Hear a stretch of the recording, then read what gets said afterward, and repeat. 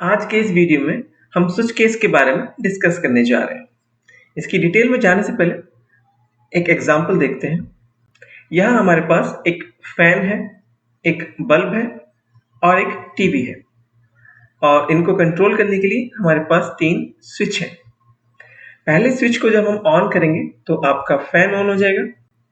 Second switch को on करने पर हमारा बल्ब ऑन हो जाता है एंड थर्ड स्विच को ऑन करने पर हमारा टीवी ऑन हो जाता है। मतलब एक तरीके का हमारा ये एक स्विच बोर्ड है जिसके थ्रू हम अपनी इन डिवाइसेस को कंट्रोल कर रहे हैं। स्विच केस भी ऑलमोस्ट सिमिलर पैटर्न पर ही काम करता है, यानी कि वो चेक करता है कि क्या पर्टिकुलर केस मैच हो रहा है। अगर वो केस मैच हो जाता है तो क्या करता है, उसके अंदर जो कुछ भी लिखा है उसको एग्जीक्यूट कर देता है। अगर वो मैच नहीं होता है तो वो नेक्स्ट केस को चेक करता है और अगर वो भी नहीं होता है तो आगे वाला चेक करता है। इस तरीके से करता करता वो लास्ट तक कंपेयर करता हो जाता है। जहां भी उसको मैच हो जाता है वो उसके अंदर जो भी कोड लिखा है उसको वो एग्जीक्यूट कर देता है। अब इस काम को अगर आप चाहते तो इफ एल्स इफ के थ्रू भी कर सकते थे। उस पर हमने पहले एक वीडियो बना रखा है। अगर आपने वो वाला वीडियो नहीं देखा है हमारा तो आप प्लेलिस्ट में जाकर के उसको देख सकते हैं। अब आगे देखते हैं कि ये स्विच केस काम कैसे करता है। हम क्या करते हैं, स्विच के अंदर एक वेरिएबल की वैल्यू को पास कराते हैं और वो जो वैल्यू होती है वो हमारी कंपेयर होती है किससे, केसेस से। एक तरीके का स्विच को आप बोर्ड मान लो और केस को क्या मान लो, उसके बटन्स मान लो। ठीक है, तो स्विच के अंदर बहुत सारे केसेस होते हैं। तो अब जो भी वैल्यू आपने उसके अंदर पास कराई है वो इन केसेस से कंपेयर होगी। वो क्या करेगा, पहले केस 1 से कंपेयर होगा। अगर वो मैच हो गया यानी कि कंडीशन ट्रू हो गई तो क्या होगा, उस केस 1 में आपने जो भी लिखा है वो एग्जीक्यूट हो जाएगा और ब्रेक का मतलब है उस स्विच से वो बाहर आ जाएगा और बाकी के अब वो कंसीडर केसेस को कंसीडर नहीं करेगा। अगर ये मैच नहीं होता यहाँ पर, उस केस में क्या होगा, वो केस 2 पर जाएगा और यहाँ पर वो उसको चेक कराएगा। अगर यहाँ ट्रू हो जाता है तो केस 2 में आपने जो कुछ भी लिखा है वो एग्जीक्यूट होगा और ब्रेक से बाहर आ जाएगा फिर से वो। अगर ये भी फॉल्स होता है तो ये सेम काम वो करेगा केस 3 से, अगर है तो। अगर ये केस 3 भी फॉल्स हो जाता है तो केस 4 के साथ करेगा अगर कोई है। अगर नहीं है और अगर कोई डिफॉल्ट है वहां पर तो डिफॉल्ट वाला ब्लॉक को एग्जीक्यूट कर देगा और उसके बाद केस के बाहर जाकर के जो भी स्टेटमेंट्स लिखी हैं उनको एग्जीक्यूट कर देगा। तो ये सिंपल सा इसका वर्किंग है स्विच केस का। इस थ्योरी की बेस पर ये काम करता है आपका। यहाँ आप 2 प्रोग्राम देख सकते हैं, दोनों ही प्रोग्राम सेम काम करेंगे। क्या कर रहे हैं, यहाँ पर भी हमने एक डेटा वेरिएबल लिया है और यहाँ पर भी हमने एक डेटा वेरिएबल लिया है। यहाँ भी उसको कंपेयर कर रहे हैं कि क्या उसकी वैल्यू 1 2 3 है और यहाँ पर भी हम सेम ही काम कर रहे हैं। अब ये प्रोग्राम हमने आपको इसलिए दिखाया ताकि आप कंपेयर कर सकें कि इफ एल्स इफ और स्विच केस में एक्चुअल में डिफरेंस क्या होता है। दोनों प्रोग्राम का आउटपुट सेम ही आएगा, सिर्फ the way you right is different. देखिएगा पहली लाइन में हमने क्या लिखा है कि डेटा इज इक्वल टू 1। यहाँ क्या लिखा है हमने, केस 1, यानी कि यहाँ इफ एल्स इफ के केस में चेक कर रहे हो कि क्या उसकी वैल्यू 1 है। यहाँ क्या चेक कर रहे हो कि क्या वो केस 1 है। केस 1 का मतलब हो गया डेटा, यानी कि डेटा की जो वैल्यू है क्या वो 1 है। यानी कि आप डेटा में जो भी वैल्यू को पास कराते हो वो इस वैल्यू के साथ कंपेयर होगा। तो इस केस में क्या लिखा है आपने 1, इसका मतलब क्या डेटा जो वेरिएबल था उसकी वैल्यू 1 है। अगर हाँ तो ये दोनों स्टेटमेंट जो लिखी है यहाँ पर ये एग्जीक्यूट होंगी, नहीं है तो केस 2 के में चली जाएंगी और यहाँ से वो इसको वो कंपेयर करेगा, ऐसे होगा। तो ये इसका substitute else if data equal to 2 का सब्स्टिट्यूट क्या हो गया, केस 2। वैसे ही else if data is equal to 3 का सब्स्टिट्यूट क्या हो गया आपका, केस 3। और फाइनली जब आपकी कोई भी कंडीशन ट्रू नहीं होती है इफ एल्स इफ के केस में तो हम क्या करते हैं, एल्स वाला ब्लॉक एग्जीक्यूट करते हैं। यहाँ पर क्या है, अगर कोई भी केस के साथ वो मैच नहीं हो रहा है तो डिफॉल्ट वाला ब्लॉक एग्जीक्यूट होगा। तो नाम दोनों के अलग अलग है, यहाँ पर हम इसको एल्स बोल रहे हैं, यहाँ पर इसको हम डिफॉल्ट बोल रहे हैं, बट काम दोनों का सेम ही है। तो इस तरीके से आपका ये स्विच केस काम करता है। सवाल रहा कि जब हमारे पास ऑलरेडी इफ एल्स इफ है उसके थ्रू हम वो काम कर पा रहे हैं तो स्विच केस की कहाँ जरूरत है। यस, सवाल वाजिब है। स्विच केस को हम यूज करते हैं वहां जहां जब हमारे पास बहुत ज्यादा केसेस होते हैं, बहुत ज्यादा कंडीशंस होती हैं। स्विच केस यूज करने से क्या होगा कि हमारा प्रोग्राम थोड़ा सा नीट हो जाएगा, उसकी रीडेबिलिटी थोड़ी सी बढ़ जाएगी। करने को तो काम इफ एल्स इफ के थ्रू भी कर सकते हो, लेकिन उसमें क्या करना पड़ेगा कि आपको बहुत सारी कंडीशन लगानी पड़ेंगी। जैसे यहाँ पर केस 1 लिखा था, यहाँ क्या लिखा, data is equal to what. यहाँ हमने सिंपली केस 2 लिखा, लेकिन यहाँ केस 2 की जगह else if data is equal to यानी पूरी कंडीशन स्पेसिफाई करनी पड़ी, तो थोड़ा सा लेंथी भी हो जा रहा है और उसको समझने में भी दिक्कत आ सकती है जब बहुत ज्यादा कंडीशंस हो जाएंगी, जबकि ये आप देख सकते हैं कितना इजी टू अंडरस्टैंड है। तो ज्यादा कंडीशंस आपके पास अगर हैं और आप इक्वलिटी के लिए कंपेयर कर रहे हैं तो आप स्विच केस का यूज करें, और अगर आपके पास एक या दो कंडीशंस हैं तो आपकी मर्जी, आप इक्वलिटी भी यूज कर सकते हैं और स्विच केस भी यूज कर सकते हैं। आज हम अपने Arduino IDE में एक प्रोग्राम बनाएंगे जिसके थ्रू हम क्या करेंगे, इन LEDs को ग्लो कराएंगे। इसमें क्या है, हमने 5 LEDs लगा रखी है। ये पांचों LEDs हमारी 220 ओम के रेजिस्टर के थ्रू पिन नंबर 8 से लेकर के 12 तक कनेक्टेड है। अब हम क्या करेंगे, जो डेटा जो हम प्रोवाइड कराएंगे वो सीरियल पोर्ट के थ्रू कराएंगे। वहां हम सीरियल मॉनिटर में इनपुट देंगे। अगर हमने इनपुट दिया है R, यानी कि रेड का फर्स्ट लेटर R, तो हमारी रेड वाली LED ग्लो हो जाए। अगर हमने दिया है G, मतलब ग्रीन का फर्स्ट लेटर, तो ये ऑन हो जाए, ग्लो हो जाए। और वैसे ही करके अगर हम W लिखते हैं तो व्हाइट वाली LED हमारी ग्लो हो जाए। इतना सा काम करना है आज हमको, और ये प्रोग्राम हम बनाएंगे स्विच केस के थ्रू। तो चलिए बिना किसी टाइम को वेस्ट किए चलते हैं सीधे अपने Arduino IDE में और इसके कोड को टाइप करते हैं। टाइम बचाने के लिए मैं क्या करता हूँ, इसको थोड़ा सा यहाँ पर स्पीड बढ़ा देता हूँ। जैसे पूरा कोड रेडी हो जाएगा तो मैं इसकी स्पीड को नॉर्मल कर दूंगा।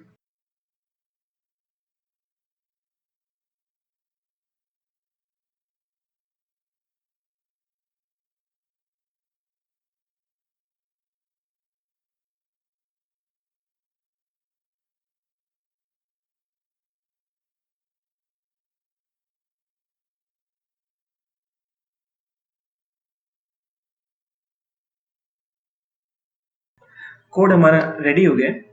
अब चलिए पहले मैं इस कोड को थोड़ा सा एक्सप्लेन कर देता हूँ और फिर हम इसका आउटपुट देखेंगे कि इसमें हो क्या रहा है।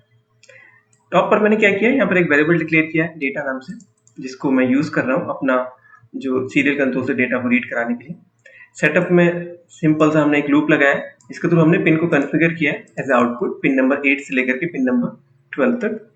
और यहाँ पर जो है सीरियल कम्युनिकेशन को इनिशियलाइज किया, यहाँ पर इसकी बॉड रेट सेट किया 9600। और लूप में हम क्या कर रहे हैं, लूप में हमने एक फंक्शन का फिर से यहाँ पर यूज किया है serial.available।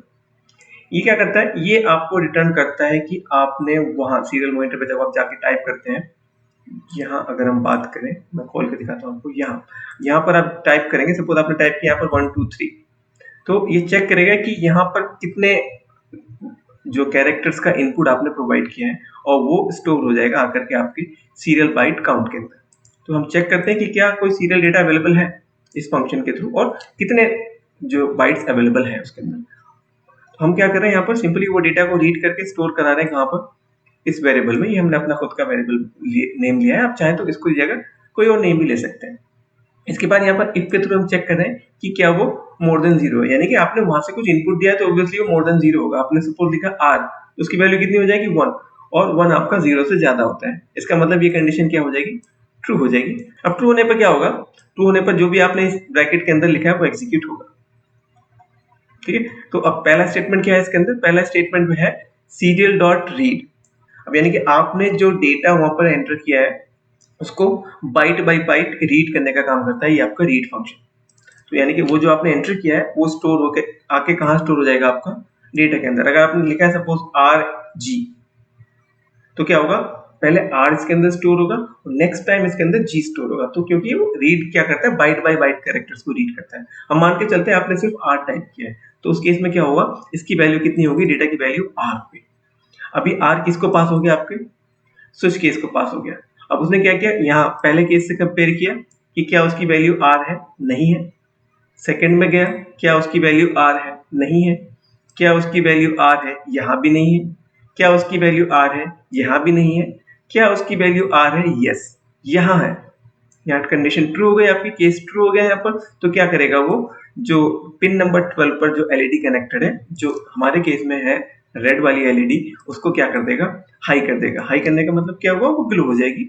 और LED ऑफ 12, अब LED ऑफ नाम से एक फंक्शन बना रखा है मैंने नीचे, उसको भी मैं दिखाता हूँ। वो क्या करेगा, वो फंक्शन एग्जीक्यूट होगा और उसके बाद आपके सीरियल मॉनिटर पर वो रेड भी प्रिंट कर देगा, और ब्रेक का मतलब है उस स्विच केस से बाहर निकल जाएगा। तो ये स्टेटमेंट और ये स्टेटमेंट तो ठीक है।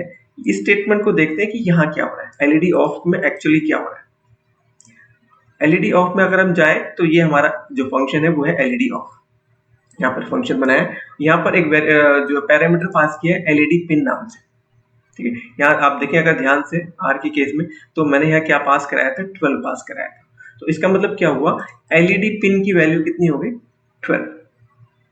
और यहाँ पर क्या है, एक सिंपल एक लूप चल रहा है।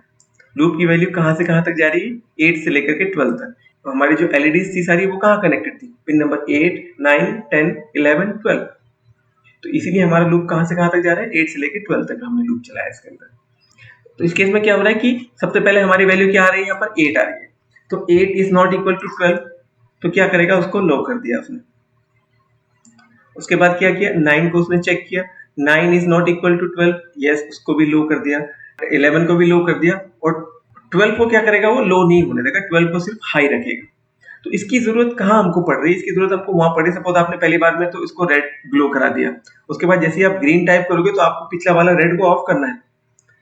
तो पिछले वाले को ऑफ करने के लिए हम इस फंक्शन का यूज कर रहे हैं।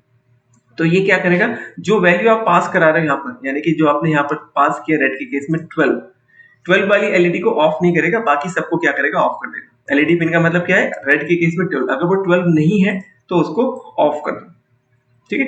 तो यानी कि क्योंकि हमें रेड जलानी है, बाकी पुरानी जो भी जल रही थी सबको ऑफ करना है, इसलिए हमने यहाँ पर एलईडी ऑफ फंक्शन का यूज किया है यहाँ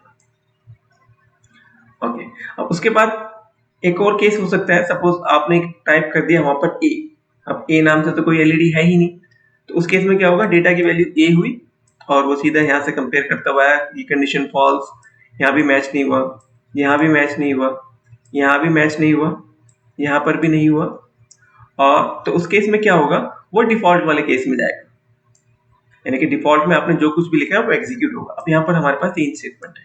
पहली स्टेटमेंट क्या है, एलईडी ब्लिंक, यानी कि ये फिर से एक नया फंक्शन बनाया मैंने। तो इसमें क्या कर रहा हूं मैं, सारी एलईडीज को एक एक करके ऑन कर रहा हूँ। नाम ब्लिंक लिखा है, ब्लिंक नहीं कर रहे हैं, यहाँ क्या कर रहे हैं, एलईडी को ऑन कर रहे हैं, यानी कि पहले फर्स्ट एलईडी, फिर सेकंड एलईडी, फिर थर्ड, फोर्थ, फिफ्थ, सिक्स, जितनी भी एलईडीज है एक एक करके सारी वो ऑन ऑफ हो रही है। और उसके बाद यहाँ पर मैसेज दे दे रहा है नो मैच।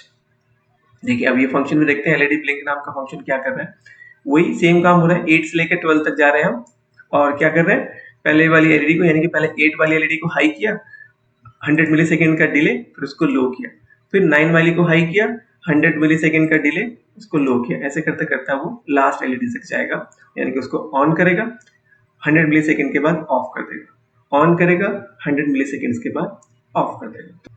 इस तरीके से प्रोग्राम आपका वर्क कर रहा है। अब इसको अपलोड करता हूं मैं अपने आर्डिनो में और इसका आउटपुट देखते हैं।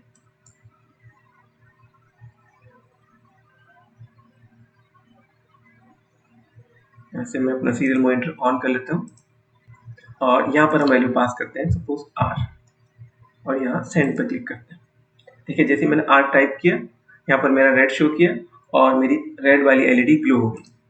अब करते हैं इसको सपोज डब्ल्यू, डब्ल्यू का मतलब हो गया व्हाइट, व्हाइट वाली एलईडी ग्लो हो गई। यहाँ टाइप करते हैं बी, आपकी ब्लू वाली एलईडी ग्लो हो गई। वो हम टाइप करते हैं जी, ये ग्रीन वाली एलईडी आपकी ग्लो हो गई। ये एलईडी ऑफ वाला फंक्शन क्या कर रहा है, यहाँ पर पुरानी वाली एलईडी को ऑफ कर दे रहा है और करंट वाली एलईडी को ऑफ नहीं कर रहा है, उसको जलते रहने दे रहा है। ये काम हो रहा है एलईडी ऑफ वाले फंक्शन के। जैसे मान लें अभी आपकी ग्रीन एलईडी ऑन है, अब जैसे ही आप यहाँ पर डब्ल्यू लिखेंगे तो जब व्हाइट वाली कंडीशन ट्रू होगी तो उस केस में क्या होगा, एलईडी ऑफ के थ्रू ये ग्रीन वाली ऑफ हो जाएगी। ये देखिए ग्रीन वाली ऑफ हुई और व्हाइट वाली आपकी ग्लो हो गई।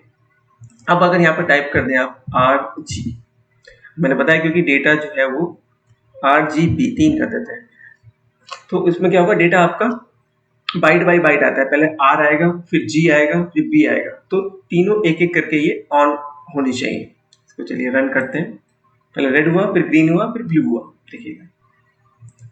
अब अगर आप A टाइप कर दें, यानी कि वैल्यू अवेलेबल नहीं है, उस केस में मैंने क्या बताया था कि सारी लाइन से आपकी वो एक एक करके ग्लो होंगी।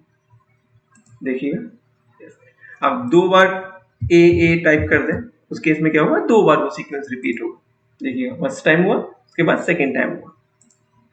आप मिक्स कर दें RAB एंड देन G, तो रेड मिलेगा आपको, पहले रेड जलेगा, उसके बाद A आपको नहीं मिलेगा, तो क्या होगा, वो सारी लाइट्स एक बार जो है लेफ्ट से राइट जलेंगी, उसके बाद ब्लू वाली एलईडी ग्लो होगी, उसके बाद ग्रीन वाली एलईडी आपकी ग्लो देखिएगा। तो इस तरीके से डिफरेंट डिफरेंट इनपुट्स दे करके आप अपना ऐसा कोई भी कुछ भी बना सकते हैं। ये तो एक सिंपल सा हमने एक प्रोग्राम बना करके आपको दिखा दिया, बहुत कुछ इसके अंदर पॉसिबल है। स्विच केस के थ्रू, लूप्स के थ्रू बहुत कुछ आप बना सकते हैं, डिपेंड करता है कि आप क्या सोच रहे हैं और उसको आप किस तरीके से इम्प्लीमेंट करना चाहते हैं। तो उम्मीद है ये स्विच केस आपको आज बहुत अच्छे से समझ में आ गया होगा। अगर फिर भी आपके कोई डाउट्स हैं तो आप नीचे कमेंट सेक्शन में लिख के जरूर बताएं। अगर आपको वीडियो पसंद आया है तो प्लीज इसको लाइक करें, चैनल को सब्सक्राइब करें, बेल आइकन को प्रेस करना ना भूलिएगा ताकि आपको नए वीडियो का नोटिफिकेशन सबसे पहले मिले। आज की वीडियो के लिए सिर्फ इतना ही, मिलते हैं नेक्स्ट वीडियो में। Thank you.